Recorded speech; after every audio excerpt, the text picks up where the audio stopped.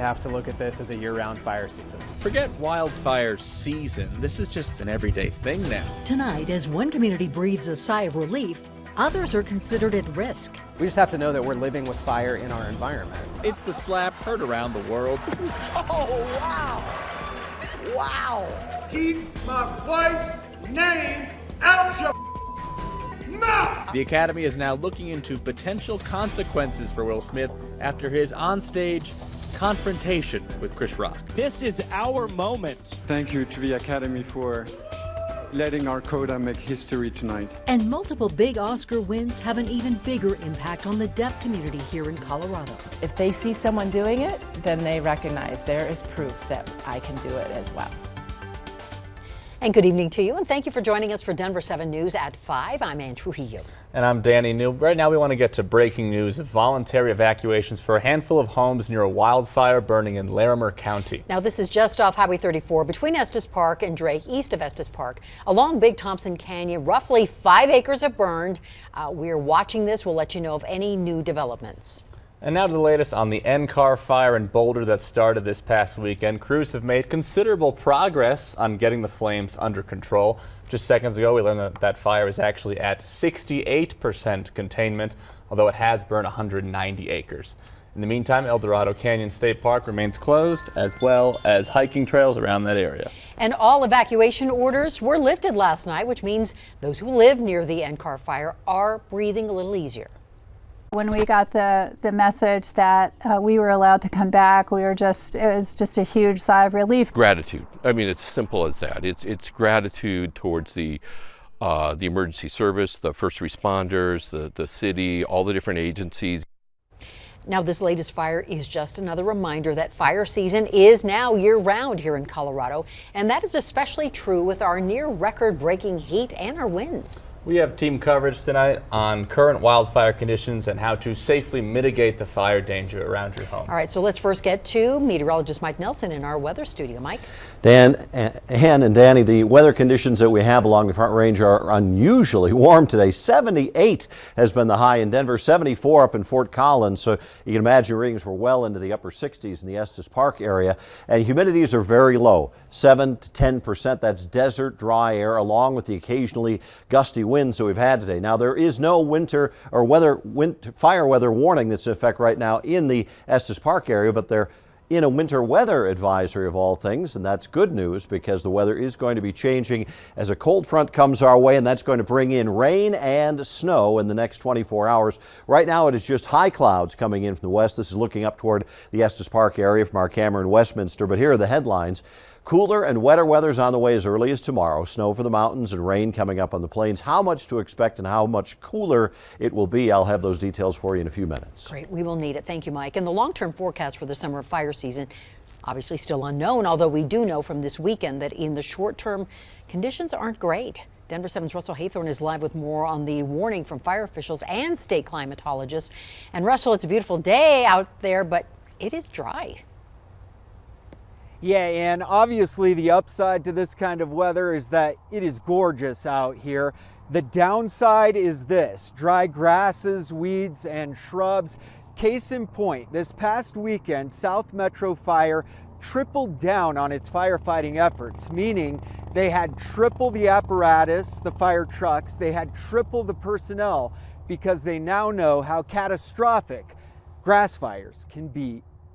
This weekend's fire hitting too close to home yet again. The NCAR fire was very triggering for a lot of people who just experienced the Marshall fire. Assistant State Climatologist Becky Bollinger says, unfortunately, this is likely a sign of things to come. Just because we've had recent precipitation, there is not a complete recovery of that drought.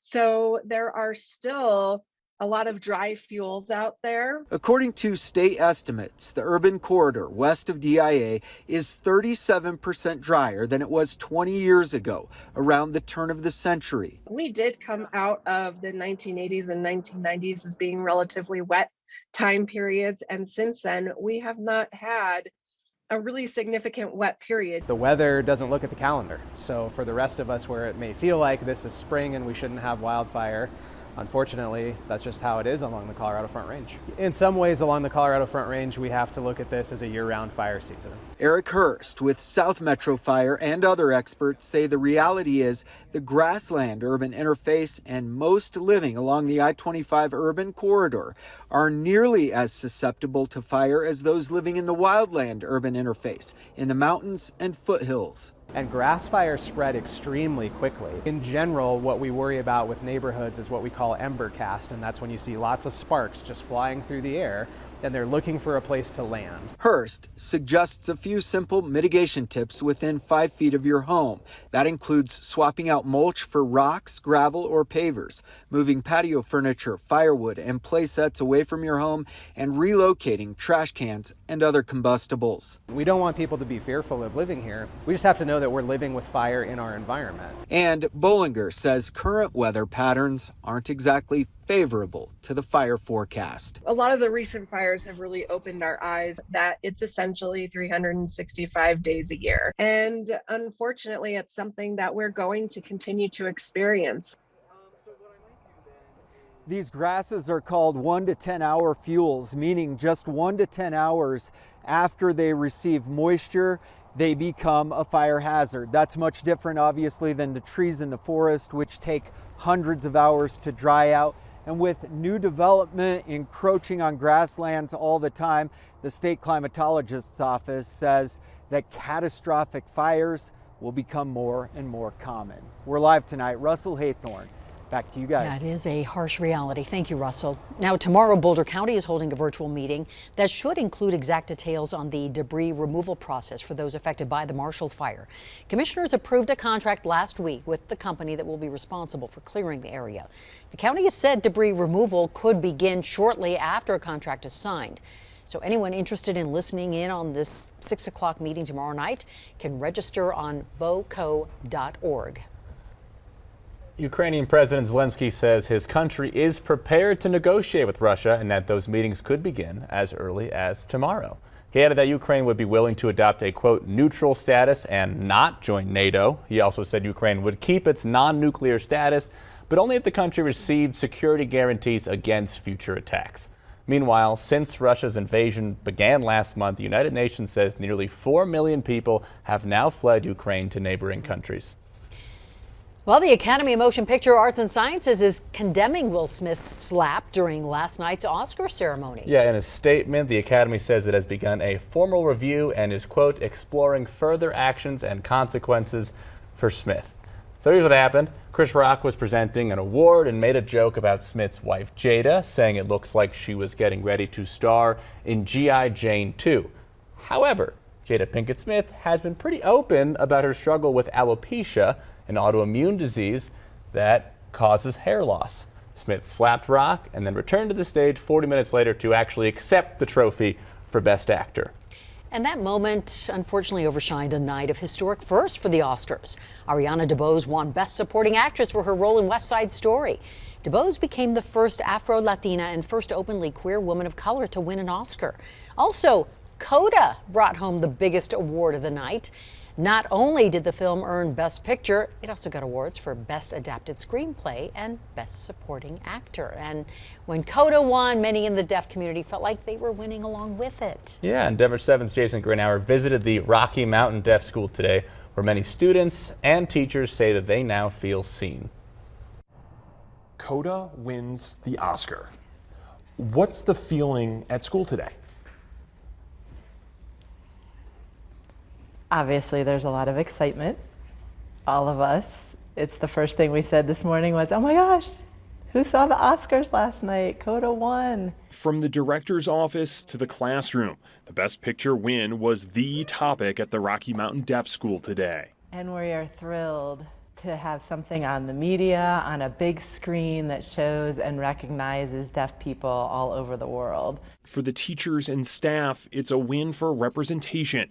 For the 80 or so students here, it might mean even more. They now see that they have more opportunities in the future because of Coda and those actors. Our students see it, and that maybe the actors themselves don't realize it, but they have actually created opportunities for our students as well. One movie, one award won't change everything.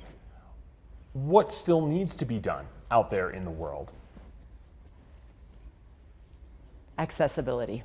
But we've made one step, and we will get there eventually, and we will keep making more steps to that success. Prime example of that success, broadcast worldwide just last night. If they see someone doing it, then they recognize there is proof that I can do it as well. At Rocky Mountain Deaf School, I'm Jason Grenauer, Denver 7.